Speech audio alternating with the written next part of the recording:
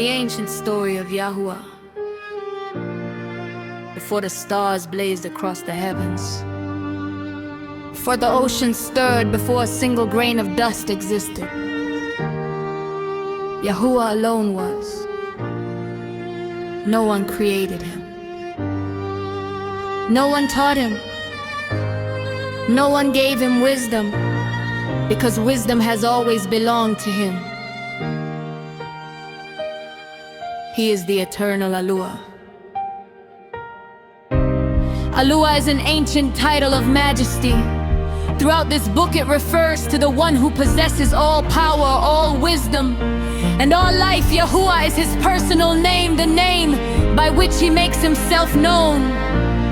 Time itself had not yet begun. There was no sunrise, because there was no sun. There was no evening, because there was no earth. There was only the limitless presence of Yahuwah.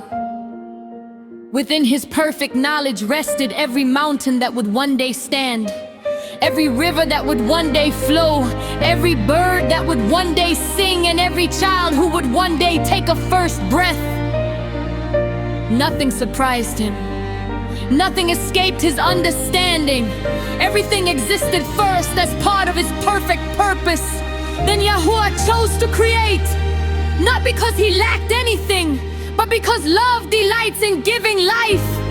His word went forth. Creation answered. Light pierced the endless darkness. The heavens unfolded like a great scroll.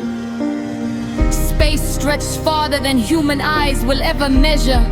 The foundations of the earth were established with wisdom beyond human understanding. The waters gathered where he commanded. The mountains rose where he appointed. The valleys settled into their places.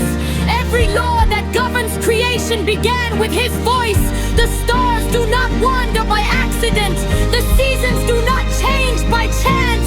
Life itself continues because Yahuwah sustains it. The earth became a home prepared with care. Grass covered the fields. Trees reached toward the heavens. Flowers opened to the light. Rivers carried life across the land. Fish filled the seas. Birds filled the skies. Creatures great and small walked upon the earth. Each one reflected the imagination and wisdom of its creator. Then Yahuwah spoke once more.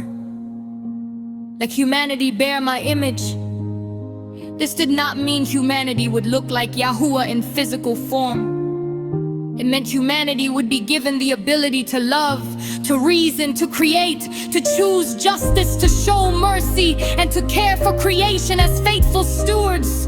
From the dust of the ground, Yahuwah formed the first man. Into his nostrils he breathed the breath of life. Dust became living flesh. The first harmony echoed through creation. The first breath was a gift from Yahuwah himself. The man's name was Adam. The ancient word Adama means ground or earth, reminding every generation that human beings come from the earth, yet live only because Yahuwah gives them breath. Yahuwah planted a beautiful garden.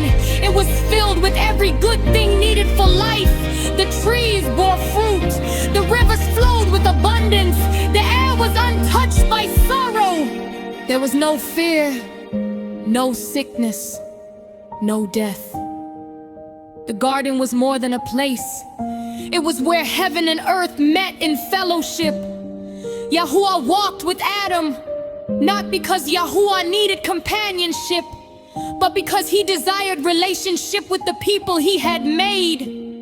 The story of humanity begins with peace. It begins with purpose. It begins with the Creator who delights in life.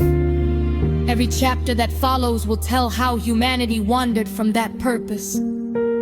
How Yahuwah remained faithful through every generation, and how his plan for restoration was revealed step by step through covenants, prophets, kings, and finally through Yahushua, whose mission was to call people back to the kingdom of Yahuwah.